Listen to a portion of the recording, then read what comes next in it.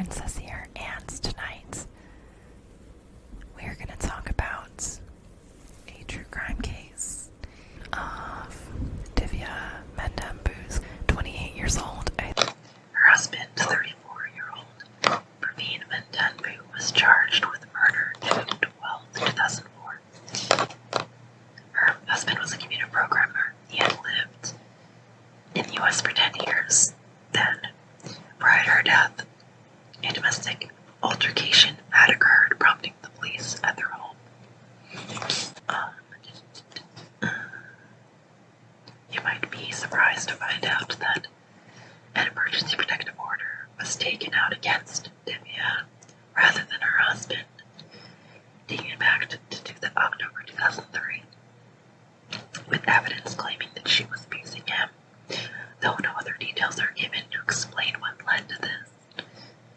The next-door neighbor, Peggy Beheller, told authorities the two had moved in a year prior and only weeks after Peggy and her husband Jerry moved to Buckley Terrace. Beheller told authorities while they were friendly neighbors, they were quiet and did not interact with people much. She said she and the other neighbors did not notice anything was wrong. Peggy said they just kept it to themselves, but were nice enough to wave. He would say hello. She hardly ever spoke, like she was in the background. It is not clear if Divya was killed before or after she was dismembered, though according to Simpson, the brutality of the crime upset even seasoned investigators, characterizing the scene and crimes as disturbing.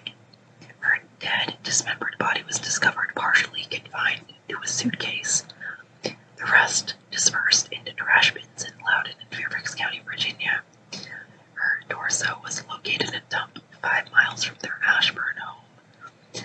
Ravine was found in a state of semi-consciousness, having attempted to kill himself ingesting fireworks, pills, and cough medicine.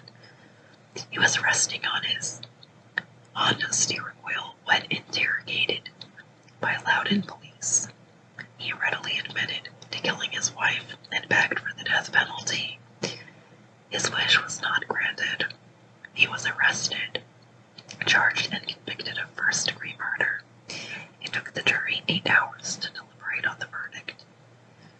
Praveen could be seen crying openly in court following the verdict. An immigrant from India, Praveen's parents made the journey to Loudoun, Virginia to see their son. His father made claims in interviews that the slaying of his wife was merely a part of some elaborate conspiracy between his son's in-laws to blackmail his son for money. What the fuck? Obviously, this could not be further from the truth. However, financial decisions did play a role in the events which led up to the homicide and attempted suicide. Her sending of money to family members in India was a sore subject the couple fought over. The defense argued he did not commit the crime, that the police took advantage of their client and forced a false confession, claiming a lack of evidence that the killer is still out there.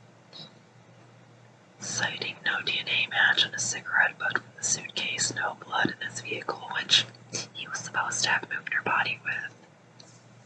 Apparently, he used a meat cleaver to hack away at her body, dismembering her limbs for disposal. This act was carried out in the couple's garage, though Praveen himself confessed to his crimes, both strangling and dismembering her limb from limb, stating he was overcome with his own guilt and thought he should die for what happened and for what he did to his wife. Yes, you should. Apparently,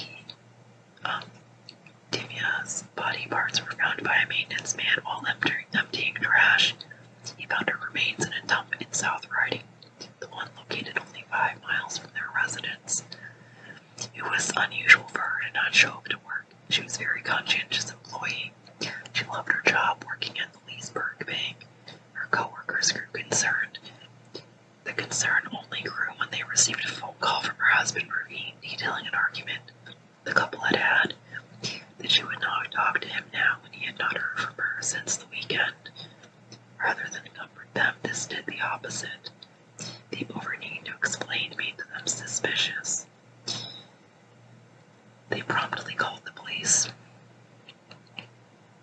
on June 16, 2004. If anything, his phone call prompted them to report her missing.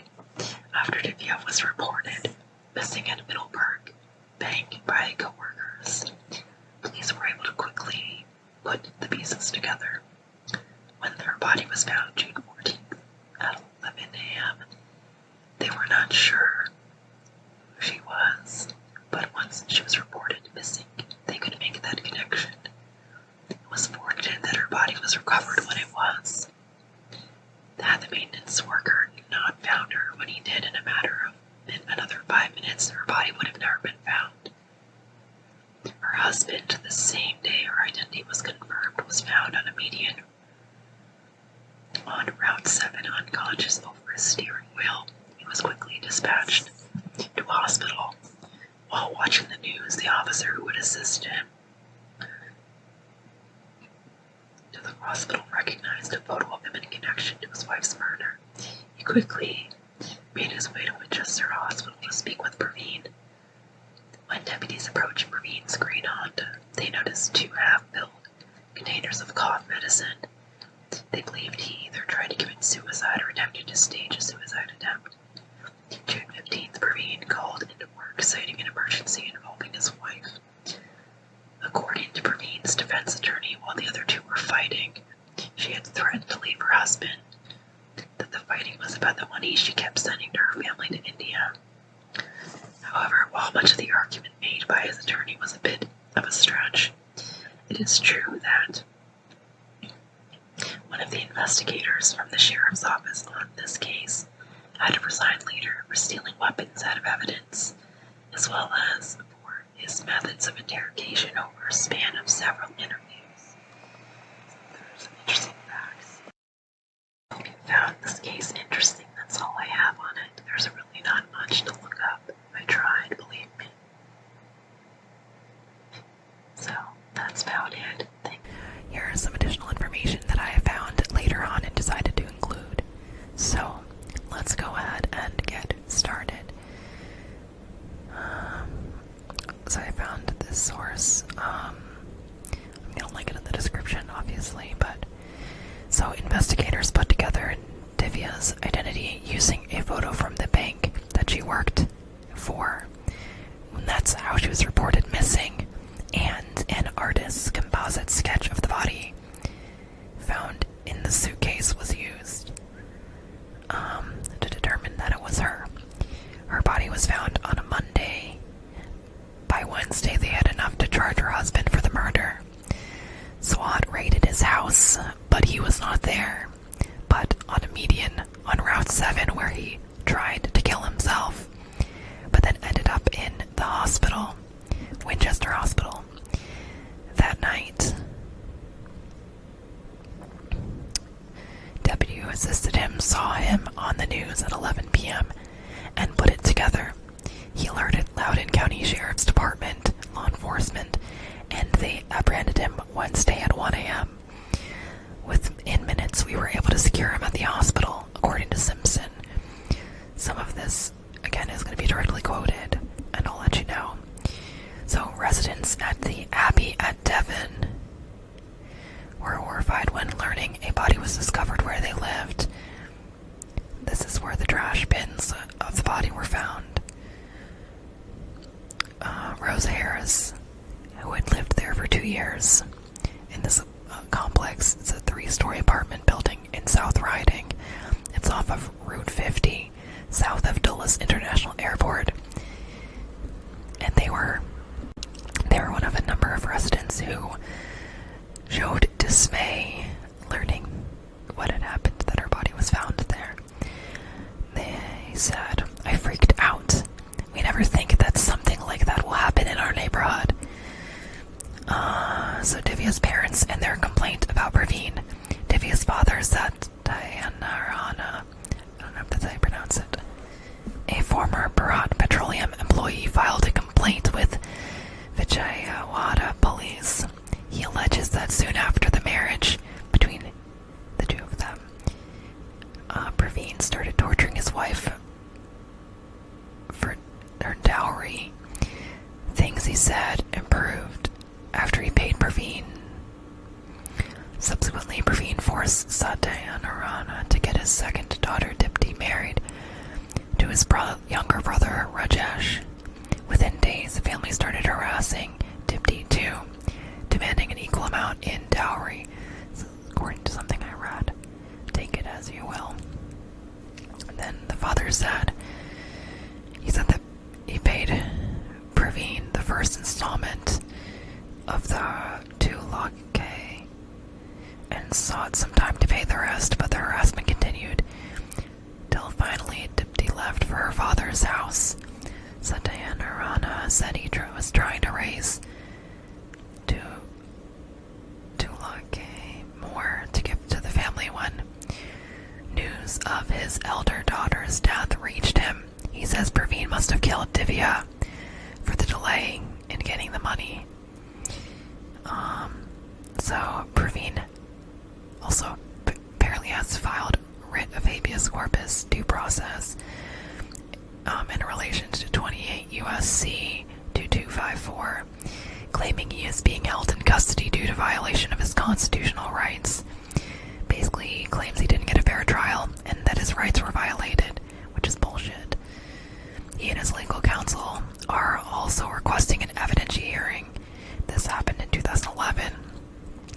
Praveen tried to claim his counsel did a shit job, and this deficient work led to prejudice against him as the defendant.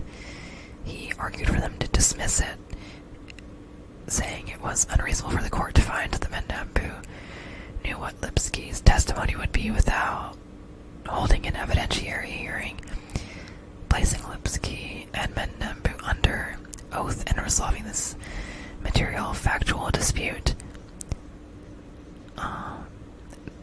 Deemed unreasonable application of federal law. So Mandanpu argues that counsel should have interviewed Lipsky before trial because Praveen informed counsel that he had encountered Lipsky on the weekend of Divya's murder. Given that the defense theory at trial was that Mandanpu was innocent and that he only confessed because he was depressed and suicidal, counsel should have interviewed the only person who had seen Mandanpu that weekend to determine whether that person's description of his behavior would support or undermine that defense theory.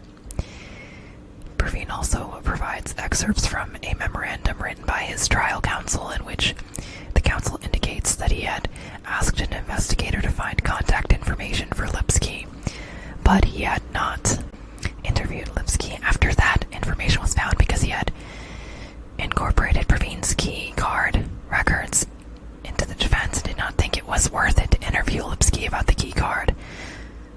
Counsel further explains that he was surprised when Lipsky testified he had seen Praveen with a mop and broom and felt that this evidence damaged our defense. So Praveen emphasized that his attorney's actions cannot be attributed to trial strategy because decisions about Lipsky's usefulness or potential harm could be made, of course, unless he was actually approached by trial counsel prior to trial. So they found that the failure to interview Lipsky did not constitute deficient performance because counsel was entitled to rely on Praveen's versions of the encounter with Lipsky, and that was on Praveen's dishonesty, basically. The court stated that the reasonableness of counsel's actions may be determined or substantially influenced by the defendant's own statements or actions. Counsel's failure to interview Lipsky before trial did not amount to constitutionally deficient performance.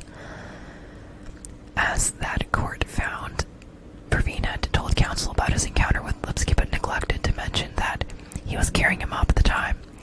The very detail which he now argues was of critical importance to his defense. He's also not proven the existence of prejudice stemming from failure of counsel. He claimed if he had known, he would have accepted a plea, but in fact he was offered 2 plea agreements. So there was no grounds for a hearing, and a hearing was denied, but this guy tried multiple times to try to wiggle his way out of things after he fucking murdered his wife. So he was interviewed and eventually returned to an isolation cell under suicide watch. He officers the next day, which led to a second interrogation during which he confessed to killing his wife. He was transferred to Loudoun County Adult Detention Center on June 20th, where he initiated a third interview with law enforcement. At trial, as part of the prosecution's case-in-chief, witness Bruce Lipsky testified that he had seen Praveen the weekend his wife had disappeared at their mutual place of employment, Pulse Communications. Lipsky stated that Praveen was wearing a hat covering his face and carrying an industrial-sized mop and broom. He stated that he saw the mop and broom in the back of a car in the office parking lot when he left the premises that day. This was damaging for him, because his theory of defense was that he had falsely confessed to the murder because he was depressed and suicidal after his wife had left him, which some of the previous quotes I just mentioned were in reference to that, and it's from some legal jargon, some articles I found. Again, I'll link them in the description, but Lipsky's testimony both undermine the strategy and bolster the credibility of his confession. But because there was no interview of Lipsky before trial, this limited his ability to cross-examine, essentially. So, he shot himself in the foot, basically. Alright, so that is all of the information that I collected. That was in addition to what I've already shared about this case. If you found this video interesting, please like and subscribe. Comment if you'd like. Let me know what you think.